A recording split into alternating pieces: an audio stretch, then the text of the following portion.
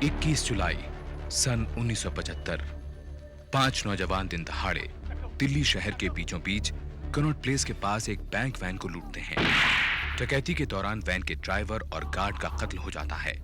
लूट का 6 लाख रुपया लेकर वापस अजमेर जाने से पहले पांचों कसम खाते हैं कि इस बात का जिक्र किसी से नहीं होगा।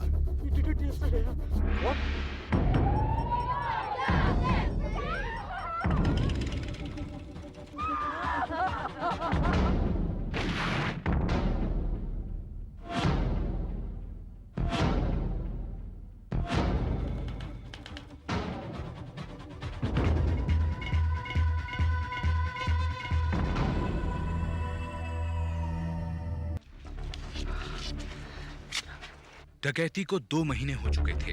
दिल्ली में पुलिस दिन रात सुराग ढूंढने में लगी थी और वहां अजमेर में चारों दोस्त 6 लाख रुपया उड़ाने में। लेकिन खर्च करने से पहले उन्होंने बैंक की सील वाले सारे नोट चला डाले। अरे बॉस, नई रोलेक्स वॉच। मैं भी एक जीप ऑर्डर करता हूँ यार। कर ले यार। अरे ये पैसा यूं बर्बाद करने के लिए नहीं है। 2 लोगों की जानें गई हैं यार। ये पैसा तो हम सब के धंधे फिट करने के लिए था। दिलावर की जमीन, गुरजीत का डेयरी फार्म और विकी हमारी नट बोल्ट की फैक्ट्री।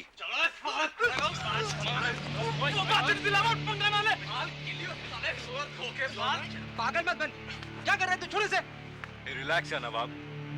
What happened, गुरी? अब क्या बोलेगा साले? सिड, उस महेश ने धमकी दी है कि वो पुलिस को सब कुछ बता देगा। मुंह बंद रखने के लिए उसने पैसे मांगे हैं। ये महेश कौन है? वही हट्टे बाजार वाला जिसने रॉबरी के लिए गन सप्लाई की थी। उसको कैसे? गुरी ने बताया? नहीं, आई वॉज स्कैर्ड यार। तुम लोग तो अजमेर आ गए, मैं बैठ के यहाँ था। मैंने उसे इसने उस पैट मनेजिस को बताया और उसने न जाने किस किस को। और ये बात महेश सटोरिया को पता लगी और फिर जस्ट अ सेकंड। गुरी, महेश ने तुझसे क्या कहा? वो अचानक अंधेरे में से निकल कर आया। मैं कम से वापस आ रहा था। अगर तुम लोग चाहते हो कि ये राज राज ही रहे और पुलिस को इस बारे में कोई खबर ना हो, तो मुझे मेरा हिस्सा मिल जाना चाहिए। हमसे पंगा ना ले महेश, हम पहले 2 को लुढ़का चुके हैं और तीसरा। अबे ओ सियाने, चल चल सिद्धार्थ को जाके बोल के हिस्से 5 नहीं, हिस्से होंगे 6। और चल फुट ले यहाँ से, चल। तूने उसको धमकाकर अलर्ट कर दिया यार। कह देना था हमने कुछ नहीं किया। सिद्ध, हमें फौरन अजमेर से निकल जाना चाहिए। या फिर उस महेश को पुलिस तक पहुंचने से रोकना पड़ेगा। विकी, विकी, विकी, तेरी मम्मी की तबीयत ठीक नहीं है। मैं तुझे लेने आया हूं बेटे। चलो आओ। Sorry guys.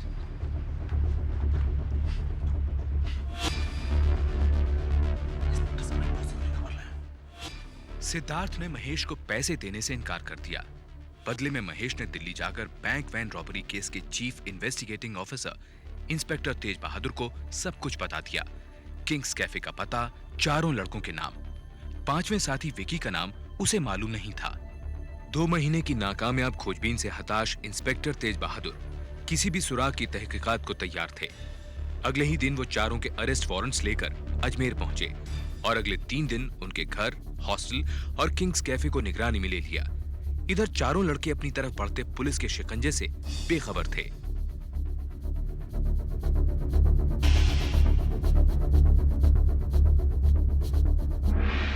अरे झूठ बोले कौआ काटे, ओ काले कौए तो डरियो। मैं मायके चली।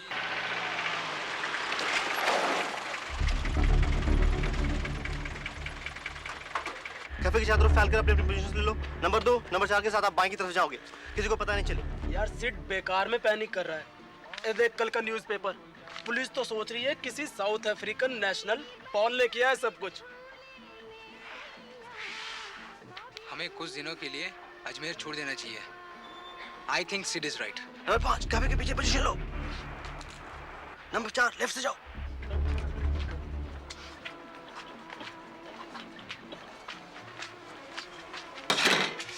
सिद्धार्थ, तू हर वक्त इतना चुप कैसे रह सकता है सिद्धार्थ? उस गुरजीत को तो पकड़ के ना ठोकना चाहिए अच्छी तरह से। पर तू हर वक्त इतना कूल कैसे रहता है सिद्धार्थ? सब तेरी तरह ताव में आके गुस्सा करने लगे तो कैसे चलेगा? हाँ? काउंटडाउन टू कन्वर्ज 5 4 3 2 1 आगे बढ़ो। सिद्धार्थ भगत, दिलावर मोहम्मद खान, गुरजीत सिंह मान और संजीव सूरी अपने अपने हाथ उठाकर बाहर आ जाओ। भागने की कोशिश बेकार है, पुलिस ने तुम्हें चारों तरफ से घेर रखा है। Come on out. ये बाकी लोग इधर से निकल जाएं। This is it guys. इकट्ठे हैं, इकट्ठे थे, इकट्ठे रहेंगे। शराब हथकड़ियां पहनाओ इन सबको।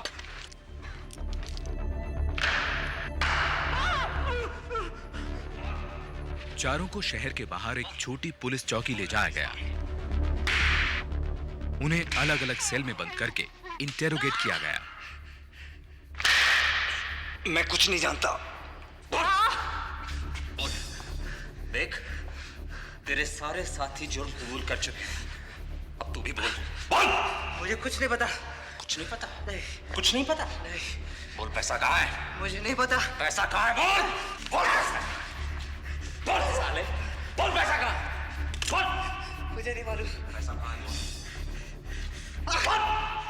बस 4 लाख का पता है, मेरे घर पे स्टडी टेबल के दराज में है।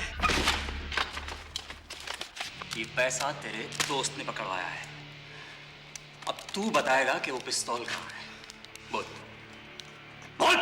वो 8 mm वाली पिस्तौल मेरे घर में अलमारी में है। 8 mm वाली नहीं, .455 जिससे कत्ल हुआ था, वो पिस्तौल कहाँ है? बोल।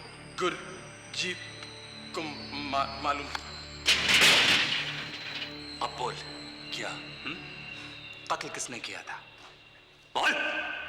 बोल, तेरा 5वां साथी कौन है? पैसा कहाँ है? बोल। बोल। पैसा मेरे बाप के घर पे है। सिद्धार्थ ने पुलिस को बताया कि 25,000 रुपए उसके दिल्ली के घर की अलमारी में थे और बाकी पैसा उनके एक बैंक के सेविंग्स अकाउंट में रखा था। पुलिस ने सिद्धार्थ के घर पर रेड की और वारदात में इस्तेमाल की गई जीप से लेकर पैसों तक कई सबूत बरामद किए। सिद्धार्थ को यह भी कन्फेस करना पड़ा कि दोनों कत्ल उसी ने किए थे। मुझे फांसी कब होगी?